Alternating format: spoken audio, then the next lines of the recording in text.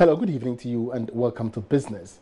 Ghana has signed bilateral air service agreements with Canada, Guyana, Jamaica and Seychelles at the ongoing International Civil Aviation Organization's Air Services Negotiation event in Nairobi, Kenya. The Deputy Minister for Aviation, Kwabena Okyere-Darko, on behalf of Ghana, signed the agreements. There's more in this report. The signing of the air service agreements between Ghana and Guyana, Jamaica, Canada and Seychelles is expected to pave way for commercial flight activity between Ghana and the said countries. Stakeholders in the aviation sector anticipate the negotiation of these agreements will significantly complement the current initiatives of the government to facilitate and enhance the aviation sector. Passenger numbers at the nation's airport might see significant increase and hence boost revenues for the aviation industry and essentially position Ghana as an aviation hub. Some have also argued that looking at the amount of money that has gone into the construction of the new international airport as well as the regional airports, there's a need to bring on board more international airlines to help recoup their investment. As the 11th session of the International Civil Aviation Organization Air Service Negotiation event goes on, it is likely more agreements may be signed.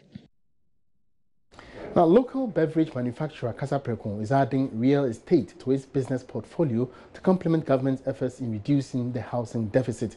Currently, the country has a housing deficit with some estimates putting it in excess of 2 million units. Managing Director of Capmay Properties, a subsidiary of the Kasapreko Company Limited, Eunice Ejay, spoke at the launch of the first phase of the ultra-modern projects in Accra. The country's housing shortfall has been projected at 1.7 million units and expected to soar to 2 million by the end of the year. This implies that government will have to build 190,000 to 200,000 units each year for the next 10 years to bridge the gap. Experts say it will take the intervention of the private sector to address this challenge. It is for this reason the famous local beverage manufacturer Kasapreko has moved to support government with the establishment of a state-of-the-art apartment christened The Signature.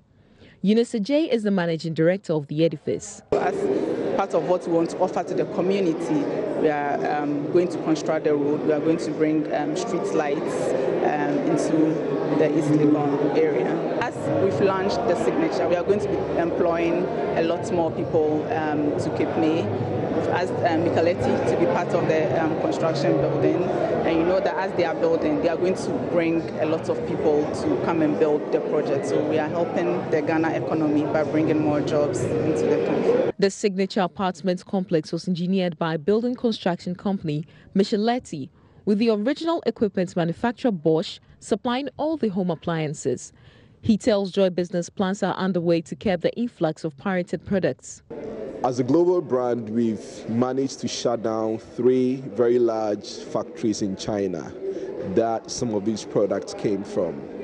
And it's one of the biggest challenges I have as a managing director of the company here in Ghana, plus 18 countries in the West African region, to make sure that we can cut down on the volume of the influx of pirated products. We have a plan, we have a program in place. We have an investigative wing that is actually tracing the source of all these products in the Ghanaian market. Capmay Properties says it is looking forward to completing both phases of the project in 2 years. Bismarck Awusa's report for Joy Business. In other news, the Ghana Institution of Engineers has received a donation from Chint Electric, a Chinese private investor. According to the acting executive director of the institution, Engineer Kwabena Japon, the solar PVs will enable the institute to demonstrate the benefits Ghana stands to gain when it harnesses the sun as a source of energy. Successive governments have shown interest in renewable energy investments, with solar energy being the most preferred.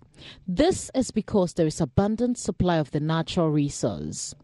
The Ghana Institute of Engineering has been advocating sustained investments in solar technology by taking a cue from India and Germany. According to the institution, investment in renewable energy today will pay for themselves over a 20-year lifespan of installed equipment. Acting Executive Director of the Ghana Institution of Engineers, Engineer Kwabena Japon, said Chains Electric's donation of solar PV will be the beginning of a learning journey for Ghana and an opportunity for the institute to walk the talk.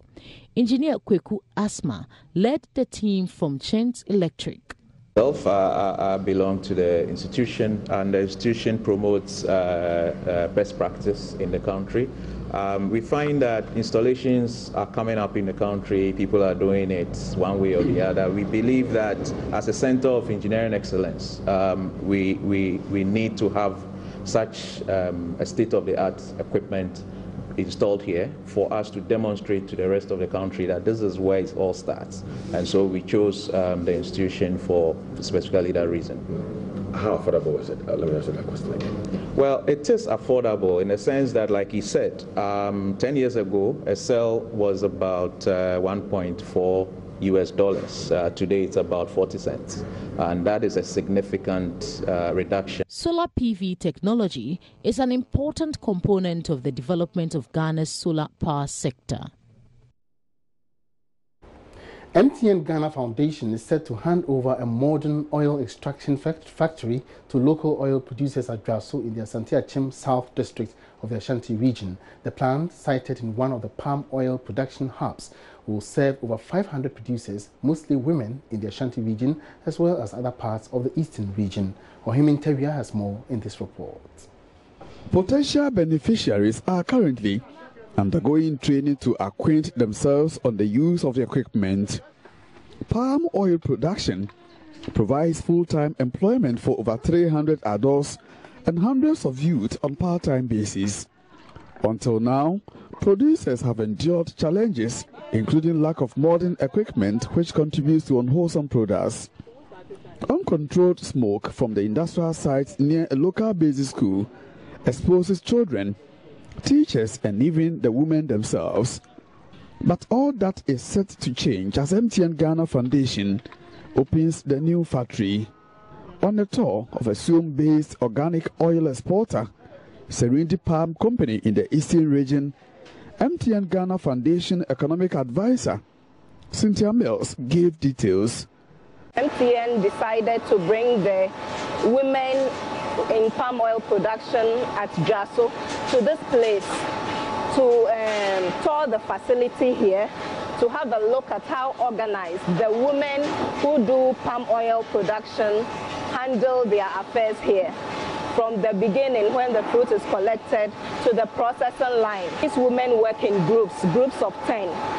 So the Draso women are 200. So number one, they've trained them, and they're already in groups.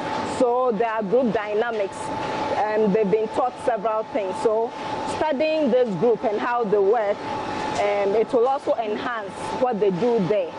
And then if they have any issues, they are going to exchange numbers with these women. So when they have issues, they can also call for assistance. For beneficiaries, the training tour comes handy. Teresa Owusu is chairperson of Draso Palm Oil Producers Association. We are grateful to MTN Ghana for the factory. There's a big difference between what we do and what we now see here. We will leverage it to promote our businesses. Our headache was the harsh conditions under which we used to operate.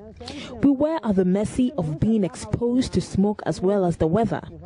Thanks to MTN, we have overcome all of these. The oil palm producers will now have to find reliable and adequate palm oil supplies for sustained processing at the factory. Madam Owusu again. Our challenge now is where to get palm fruits in large quantities. I get supplies from Diampompo. Others get it from Draso here. We learned Asante Hene has oil palm plantation here. We will appeal to the Draso Hene to lobby for us to get raw materials. In future, we want to go into oil palm plantation to feed the factory. From Asuom in the Eastern region for Joy News, Ohimin Teria reports. And that's all we have for you in business on Joy News Prime tonight. Many thanks for watching. Back for more business news, log on to myjoyonline.com/business. Have a good evening.